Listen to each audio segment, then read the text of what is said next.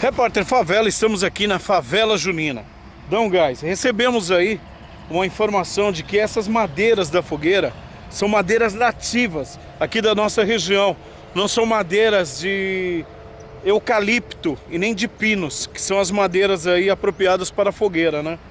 Mas são madeiras nativas. Essas estão muito queimadas, não dá para perceber muito, mas tem ali ainda uma fogueira acesa, cortada com força no motosserra.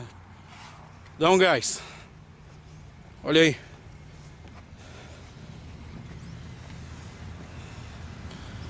Isso aqui, meu, não precisa... Qualquer leigo sabe que essas madeiras aí não é eucalipto, né? Olha aí. Essas madeiras não são eucalipto. Está sendo usado...